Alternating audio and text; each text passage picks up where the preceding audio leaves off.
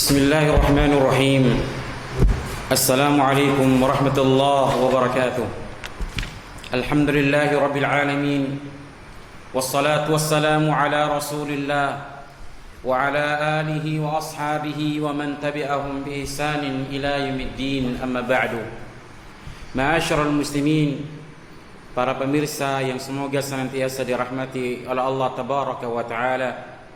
Alhamdulillah, kita senantiasa bersyukur kepada Allah Tabaraka wa Ta'ala atas segala karunia yang Allah limpahkan kepada kita, sehingga sampai detik ini kita masih bisa beraktivitas, demikian juga kita masih bisa beribadah kepada Allah Azza wa Jal, menjalankan apa yang Allah Subhanahu wa Ta'ala wajibkan kepada kita. Kita berdoa memohon kepada Allah Subhanahu wa Ta'ala, semoga Allah Subhanahu wa Ta'ala menjadikan amalan kita diterima oleh Allah Subhanahu wa Ta'ala. Ma'asyiral muslimin, para pemirsa yang semoga senantiasa dirahmati oleh Allah Subhanahu wa Ta'ala, pada kesempatan di sore hari ini insyaallah ta'ala kita akan membahas tentang kelanjutan dari mu'jizat Nabi Muhammad sallallahu alaihi wasallam. Pada pertemuan yang lalu, jamaah sekalian yang dirahmati oleh Allah Azza wa Jal, kita berbicara tentang mu'jizat yang terbesar dari mu'jizat Nabi sallallahu alaihi wasallam yang berupa Al-Qur'an. Maka pada kesempatan yang berbahagia ini insyaallah kita akan lanjut mu'jizat yang berikutnya dari mu'jizat Nabi sallallahu alaihi wasallam, yaitu terkabulnya doa-doa Nabi sallallahu alaihi wasallam. Terkabulnya doa-doa Nabi sallallahu alaihi wasallam ketika dia memohon kepada Allah Subhanahu wa Ta'ala. Ini adalah merupakan mu'jizat yang dimiliki oleh Nabi sallallahu alaihi wasallam. Apa saja yang dia minta kepada Allah, maka pasti Allah Subhanahu wa Ta'ala mengabulkan. Allah Subhanahu wa Ta'ala memberikan kepada Nabi sallallahu alaihi wasallam apa yang dia pinta. Jamaah sekalian yang dirahmati Allah Subhanahu wa Ta'ala, oleh karenanya jika kita ingin doa kita dikabulkan oleh Allah, maka kita berdoa kepada Allah Subhanahu wa Ta'ala. Jika keinginan kita tercapai atau tujuan kita bisa kita gapai, maka solusinya adalah dengan kita berdoa kemudian berikhtiar.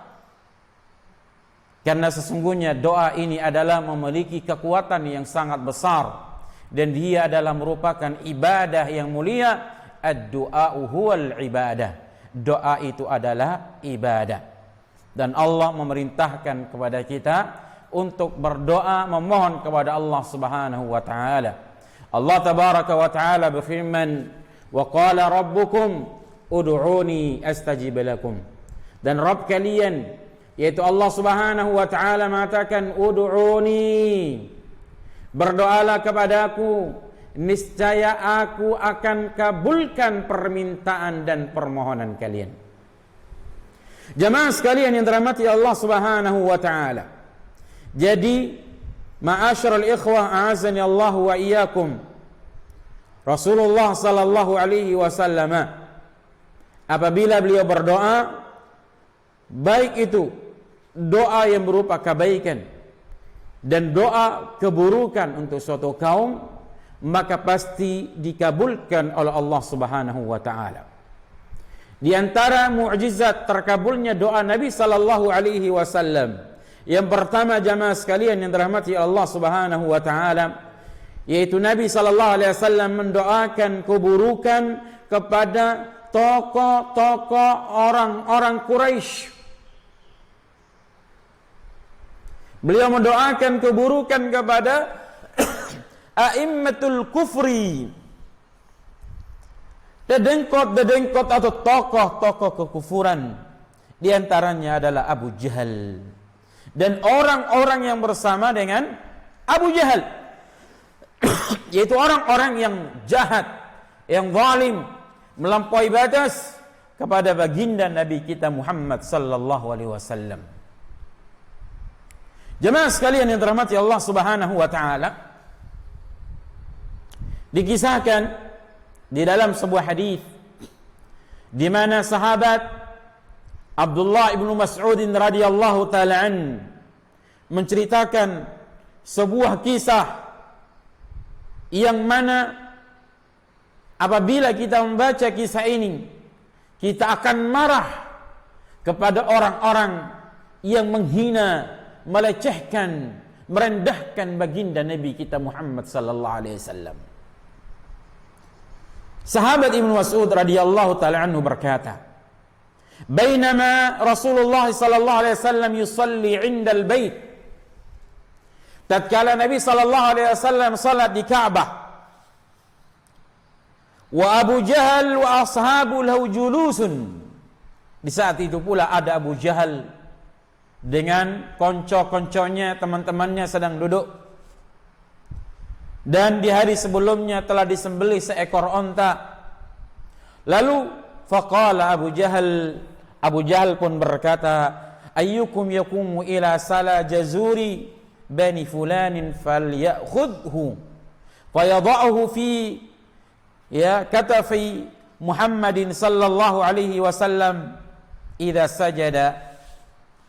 Beliau mengatakan, atau Abu Jahal mengatakan, siapakah di antara kalian yang mau berangkat mendatangi kotoran atau jorohan dari Bani Fulan, kemudian dia mengambilnya, setelah itu dia letakkan di atas pundaknya Nabi sallallahu alaihi wasallam ketika beliau sujud, maka berdirilah orang yang paling buruk, yaitu Uqbah bin Abi Mu'id. Dia pun mendatangi tempat itu lalu mengambil kotoran itu. Falamma sajada an-nabiy sallallahu alaihi wasallam, tatkala Nabi sallallahu alaihi wasallam sujud, wada'ahu, lalu dia meletakkan di atas pundaknya Nabi sallallahu alaihi wasallam. Ini pelecehan,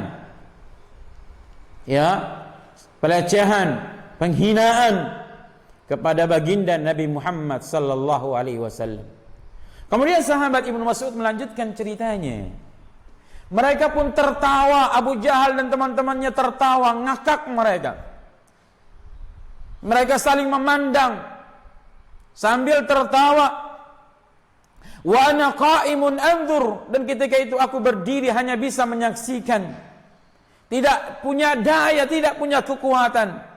Sampai kata beliau Ibnu Mas'ud, walau kana lihi quwwah, andaikan aku punya kekuatan, kemampuan, aku akan halangi, aku akan cegah kejahatan mereka itu, dan aku akan hilangkan, usapkan kotoran yang ada di atas pundaknya Nabi sallallahu alaihi wasallam. Dan ketika itu Nabi sedang sujud. Jemaah sekalian yang dirahmati Allah Subhanahu wa taala. Jadi di saat itu kaum muslimin sangatlah sedikit, tidak memiliki kekuatan, tidak punya kemampuan untuk menghadapi kejahatan-kejahatan, keburukan orang-orang Quraisy. Yang ada hanyalah mereka bersabar menghadapi atas ujian itu. Jemaah sekalian yang dirahmati Allah Subhanahu wa taala, ketika kotoran itu diletakkan di atas pundaknya Nabi sallallahu alaihi wasallam, Nabi sallallahu alaihi wasallam terus menerus untuk sujudnya, ma yarfa'u ra'sahu, dan Nabi sallallahu alaihi wasallam tidak mengangkat kepalanya. Sampai pada akhirnya ada seseorang mendatangi putrinya Fatimah, dan datanglah Fatimah, fatarahathu anhu, lalu dia pun membuang, menghilangkan kotoran yang ada di atas pundak Nabi sallallahu alaihi wasallam. Thumma aqbalat alaihim tasubbuhum, kemudian ia pun mencela orang-orang Quraisy tadi. Kemudian setelah itu jamaah sekalian, falamma qada an-nabiy sallallahu alaihi wasallam salatahu rafa'a sautahu thumma da'a. Tatkala Nabi sallallahu alaihi wasallam selesai dari salatnya, maka Nabi sallallahu alaihi wasallam mengeraskan suaranya, kemudian beliau pun mendoakan kebaikan, keburukan untuk orang-orang Quraisy yang jahat tadi. Wa kana idza da'a thalathan, dan Nabi sallallahu alaihi wasallam kebiasaan dia kalau dia doa banyak 3 kali. Dan apabila dia minta banyak sebanyak 3 kali. Beliau mengatakan di dalam doanya, Allahumma alaika bi Quraisy, Allahumma alaika bi Quraisy, Allahumma alaika bi Quraisy. Ya Allah, aku serahkan urusan orang Quraisy kepadamu ya Allah. Ya Allah, aku serahkan urusan orang Quraisy ini kepadamu ya Allah. Ya Allah, aku serahkan urusan orang Quraisy ini kepadamu ya Allah. Ya. Maka jemaah sekalian, tatkala Abu Jahal dan teman-temannya mendengarkan suara Nabi sallallahu alaihi wasallam tadi, doa Nabi sallallahu alaihi wasallam, dhahaba anhum dhahak, yang tadi ketawa terbahak, yang tadi mereka ngakak mengolok Nabi sallallahu alaihi wasallam, hilang seketika. Mereka terdiam, wa khafu da'watahu, dan mereka takut akan doanya Nabi sallallahu alaihi wasallam. Thumma qala, kemudian setelah itu Nabi sallallahu alaihi wasallam berdoa, Allahumma alaika bi Abi Jahal bin Hisham. Ya Allah, hukumlah Abu Jahal bin Hisham, wa Utbah bin Rabi'ah, demikian juga Utbah bin Rabi'ah, Syaibah bin Rabi'ah, Al-Walid bin Uqbah, Umayyah bin Khalaf, Uqbah bin Abi Mu'id. Beliau menyebutkan 7 orang. Kemudian setelah itu apa kata Ibnu Mas'ud? Fawalladzi ba'atha Muhammadan sallallahu alaihi wasallam bil haqq. Maka demi yang telah mengutus Nabi Muhammad dengan kebenaran. Laqad ra'aitu alladziina samma, dan sungguh aku telah melihat orang-orang yang disebutkan oleh Nabi sallallahu alaihi wasallam dalam doanya, mereka terbunuh pada peperangan Badar. Thumma suhibu ila Qalibu Badar, lalu mereka ditumpukkan di sumur dari sumur-sumur Badar. Ini jemaah sekalian yang dirahmati Allah Subhanahu wa taala. Jadi Allah kabulkan permohonan, permintaan, doa Nabi sallallahu alaihi wasallam. Ini menunjukkan kepada kita akan kekuatan daripada doa. Menunjukkan kepada kita bahwasannya ini adalah mukjizat Nabi kita Muhammad sallallahu alaihi wasallam. Allah kabulkan doanya, dan Allah musnahkan, Allah hancurkan, Allah hinakan orang-orang Quraisy tadi. Ini jamaah sekalian yang dirahmati oleh Allah Subhanahu wa taala tentang mukjizat Nabi sallallahu alaihi wasallam. Ya, di samping itu juga jamaah sekalian, Nabi sallallahu alaihi wasallam adalah orang yang terdolimi. Dia didolimi, dia disakiti, dia diganggu. Maka kita tahu semua bahwa doa orang yang terzalimi, doa orang yang teraniaya itu mustajab. Thalathatu da'watin mustajab, la syakka fihinna. Ada 3 doa yang mustajab dan tidak lagi diragukan akan kemustajaban daripada doa itu. Di antaranya adalah da'watul mazlum, doa orang yang teraniaya. Ma'asyiral ikhwah, para pemirsa yang semoga senantiasa dirahmati oleh Allah Subhanahu wa taala. Jadi mereka yang menghina Nabi sallallahu alaihi wasallam, mereka yang melecehkan Nabi sallallahu alaihi wasallam, Allah hinakan mereka. Allah hinakan mereka. Allah matikan mereka semua berkat doa Nabi kita Muhammad sallallahu alaihi wasallam. Dan inilah balasan dari Allah Subhanahu wa taala. Ya, Allah Subhanahu wa taala membalasnya, memberikan hukuman kepada orang-orang yang telah mengejek Rasulnya, orang-orang yang telah menghinakan Rasulnya. Contoh yang lain jamaah sekalian tentang Fir'aun. Bagaimana perilaku Fir'aun kepada, atau sikap Fir'aun kepada Nabiullah Musa alaihi salatu wassalam. Ia mengejeknya, mengoloknya, menghinanya, merendahkan Nabiullah Musa alaihi salatu wassalam. Bahkan Allah abadikan di dalam Al-Quran. Allah berfirman, wa ya qaumi alaysa li mulku misra wa hadhihi al-anharu tajri min tahti afala tubsirun. Wahai kaumku, bukankah aku ini adalah penguasa Mesir, dan sungai-sungai ini mengalir di bawah kekuasaanku atau di bawahku? Afala tubsirun, apakah kalian tidak melihat? Am ana khairun min hadzal ladzi huwa mahin. Apakah bukankah aku itu lebih baik daripada orang ini, yaitu Musa, yang dia itu dihinakan? Wa iyadzum billah. Sombongnya, angkuhnya, merendahkan Nabi sallallahu alaihi wasallam, merendahkan martabat Nabi sallallahu alaihi wasallam. Maka apa yang terjadi? Fa ahlakahullahu, Allah hancurkan dia, Allah binasakan dia, dan Allah jadikan sungai tadi, ya, tempat di mana dia tenggelam bersama dengan bala tentaranya. Wa iyadzum billah. Ini jemaah sekalian yang dirahmati Allah Subhanahu wa taala. Jadi hati-hati jangan sampai melecehkan Nabi sallallahu alaihi wasallam. Melecehkan Nabi sallallahu alaihi wasallam. Taib, apalagi di masa di beliau hidup, ya, sangat berbahaya. Apalagi Nabi sallallahu alaihi wasallam berdoa kepada Allah Azza wa Jalla. Lihatlah apa yang terjadi kepada siapa? Kepada Fir'aun, kepada Abu Jahal dan teman-temannya. Taib, demikian juga ikhwan fillah azakumullah, kisah tentang kaumnya Nabiullah Nuh alaihi salatu wassalam. Mereka juga mengolok, mengejek Nabiullah Nuh alaihi salatu wassalam. Apalagi tatkala Nabiullah membuat kapal di daratan, di gunung, maka mereka mengejek, mengolok Nabiullah Nuh alaihi salatu wassalam.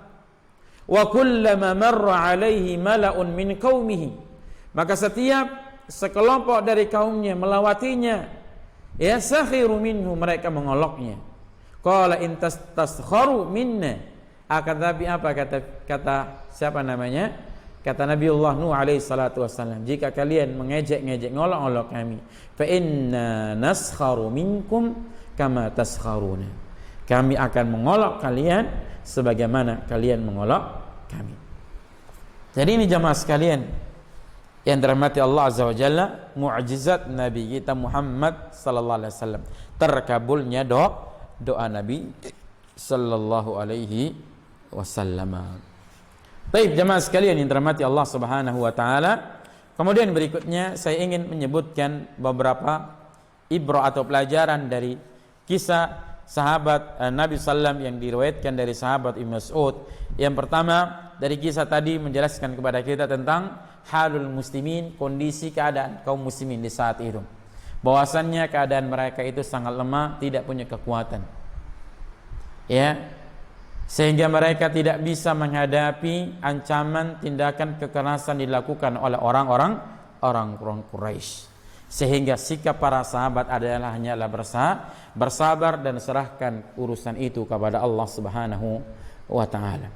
Kemudian juga yang berikutnya jamaah sekalian adalah bahwa hadis tadi menjelaskan kepada kita tentang kecintaan Nabi sallallahu alaihi wasallam kepada cintanya Fatimah putri Nabi sallallahu alaihi wasallam kepada Nabi kita Muhammad sallallahu alaihi wasallam. Kemudian yang berikutnya jamaah sekalian yang dirahmati Allah Subhanahu wa taala, sabar yang dia lakukan oleh Nabi sallallahu alaihi wasallam, bersabar. Lihatlah Nabi sallallahu alaihi wasallam, beliau bersabar menghadapi gangguan, cobaan orang-orang Quraisy. Beliau tidak membalasnya. Beliau bersabar dan justru dia menyerahkan semua hal itu kepada Allah Subhanahu wa taala. Biarlah Allah Subhanahu wa taala yang membalasnya.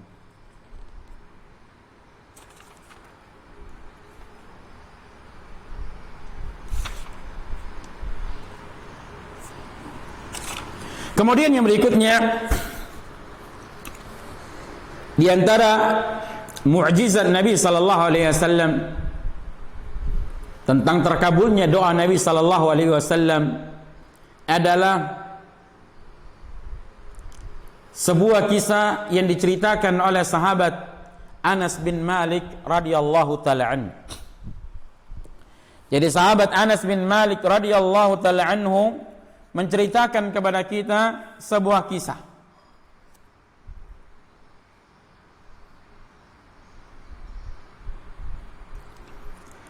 yaitu tentang seorang Nasrani yang dia itu masuk ke dalam agama Islam. Kemudian setelah itu dia kembali murtad dan mendustakan Rasulullah sallallahu alaihi wasallam. Lalu Rasul sallallahu mendoakan keburukan untuk orang tadi, sehingga Allah Subhanahu wa taala wafatkan dia, dan Allah Subhanahu wa taala jadikan kisahnya ini sebagai tanda kekuasaan Allah dan juga sebagai ibrah pelajaran yang diambil, yang dipetik oleh orang lain. Sahabat Anas mengatakan, kana rajulun nasraniyan.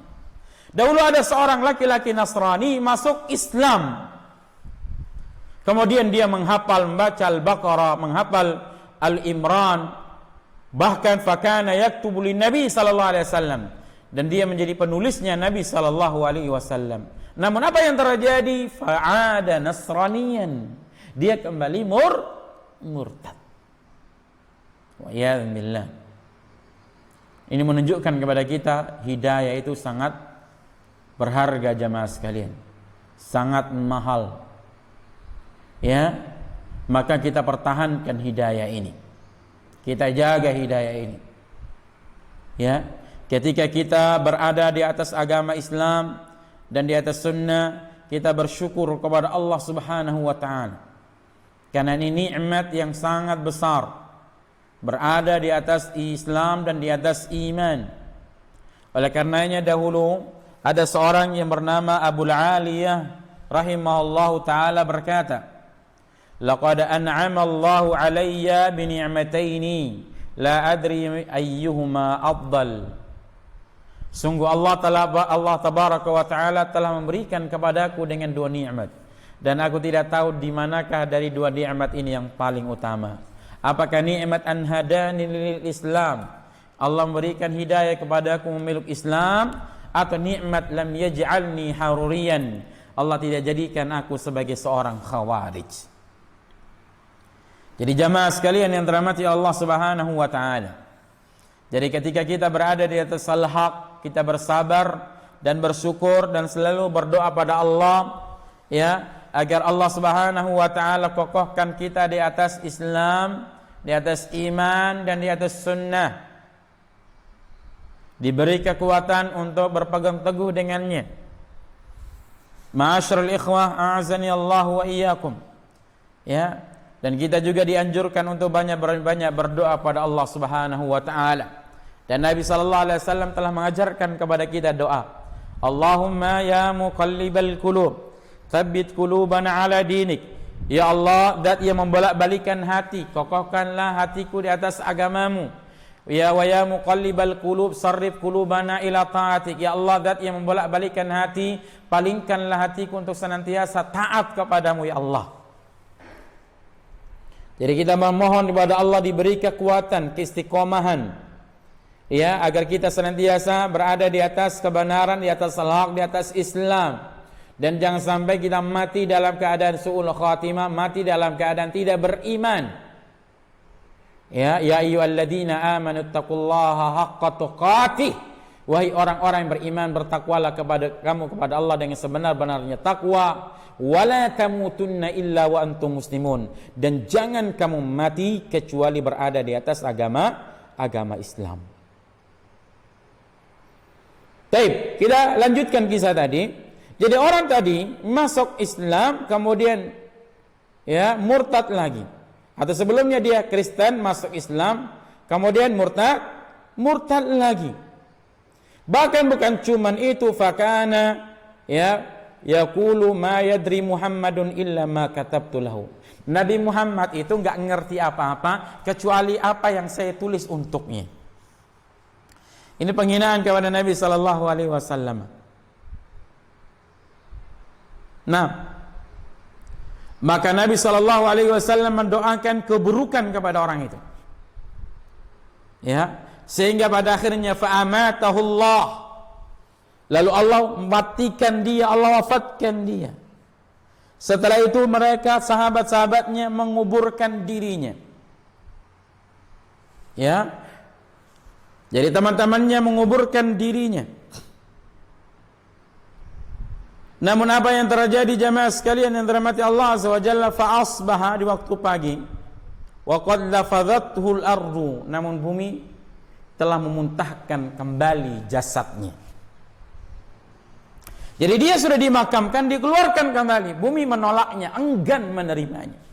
Ini hukuman dari Allah kepada orang yang menghina Rasulullah SAW atau orang yang melecehkan. Sehingga jamaah sekalian yang dirahmati Allah Subhanahu wa taala, apa kata mereka melihat fenomena itu? Mereka mengatakan hadza fi'lu Muhammadin sallallahu alaihi wasallam wa ashabu. Oh, ini pasti perbuatannya Muhammad dengan sahabat-sahabatnya. Ya. Sehingga pada akhirnya mereka gali lagi yang agak dalam. Namun di pagi hari mereka tetap mendapati orang itu, ya, jasadnya keluar. Mereka juga tetap mengatakan ini perbuatannya Nabi Muhammad sallallahu alaihi wasallam. Ini yang bongkar kuburan ini adalah Nabi dan Muhammad. Mereka benci dengan siapa tadi? Orang yang Nasrani tadi. Kemudian jamaah sekalian yang dirahmati Allah, mereka pun gali lagi yang lebih dalam lagi. Sehingga dalam pandangan mereka tidak mungkin digali. Namun di pagi hari, ya, lubang tadi, ya, atau kuburan tadi dibongkarkan kembali dan jasadnya dimuntahkan kembali. Sehingga fa'alimu annahu laysa minan nasi. Sehingga mereka menyadari bahwasannya itu bukanlah dari manusia, bukanlah dari Nabi Muhammad sallallahu alaihi wasallam. Jadi demikian jemaah sekalian yang dirahmati Allah Subhanahu wa taala. Kemudian yang berikutnya, yang ketiga dari mukjizat Nabi sallallahu alaihi wasallam, yaitu terkabulnya doa Nabi sallallahu alaihi wasallam, yaitu apa yang terjadi pada peristiwa perang Badar.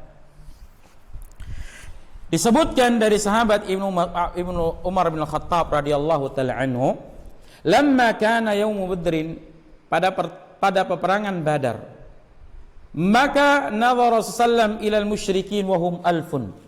Dan Nabi sallallahu alaihi wasallam memandang, memperhatikan musuh-musuh dari kalangan orang-orang musyrik ini, jumlahnya sangat banyak, ribuan. Washabu 319 rajulan, sedangkan sahabatnya hanya, ya, sedikit jamaah sekalian yang dirahmati Allah Subhanahu wa taala. 390, ya, 300 lebih. Sehingga fastaqbala Nabi sallallahu alaihi wasallam qiblah. Lalu Nabi sallallahu alaihi wasallam menghadap kiblah. Kemudian beliau mengangkat tangannya berdoa pada Allah Subhanahu wa taala. Wa yastaghith, beliau beristighosah.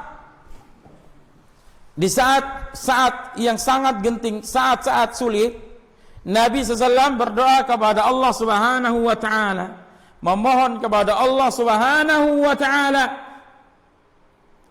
ya, minta pertolongan, bantuan kepada Allah menghadapi keburukan dan kejahatan daripada siapa? Daripada orang-orang musyrik. Ya. Beliau berdoa kepada Allah Subhanahu wa taala, Allahumma anjiz lima wa'adtani. Ya Allah, penuhilah apa yang aku minta. Atau penuhilah apa yang kau telah janjikan kepadaku. Allahumma ati ma wa'adtani, ya Allah, berikan kepadaku apa yang kau telah janjikan kepadaku. Allahumma in tuhlika hadhil asaba, ya Allah, seandainya engkau hancurkan, binasakan satu kelompok yang kecil ini min ahli Islam, dari kalangan kaum muslimin, la tu'bad fil ardi, maka engkau tidak akan ada lagi, ya, orang-orang yang menyembahmu di muka bumi. Dan dikisahkan jamaah sekalian, Nabi sallallahu alaihi wasallam senantiasa memanggil, mohon kepada Allah sambil isak tangis. Beliau menghadap kiblat sampai selendangnya jatuh. Lalu datang Abu Bakar mengambilnya, lalu dia meletakkan kembali di atas pundaknya. Sangat luar biasa jamaah sekalian. yang dirahmati oleh Allah Subhanahu wa taala, kekuatan doa Nabi Muhammad sallallahu alaihi wasallam.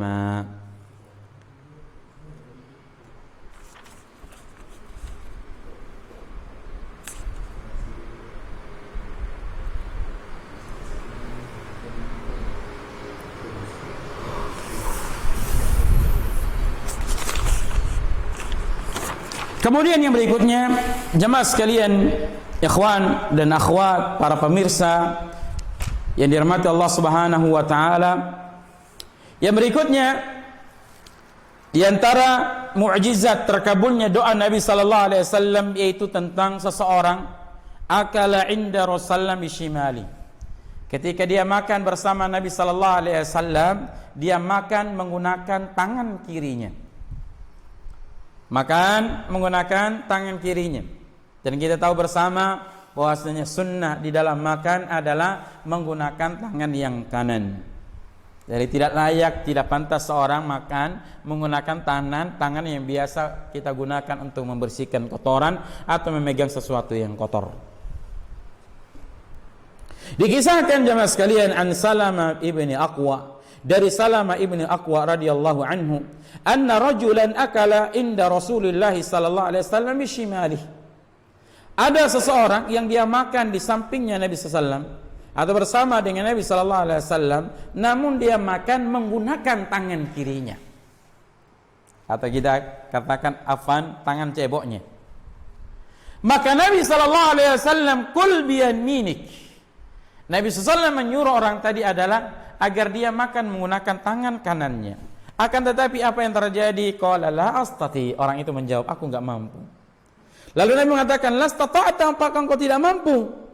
Ma tarakahu ma mana'u illa al-kibr.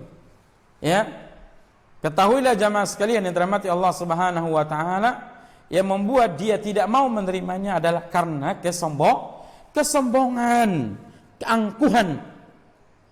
Sehingga apa yang terjadi jamaah sekalian yang dirahmati Allah, fama rafa'aha ila fi, sehingga pada akhirnya selama-lamanya dia tidak pun mampu bisa mengangkat tangannya di atas bibirnya.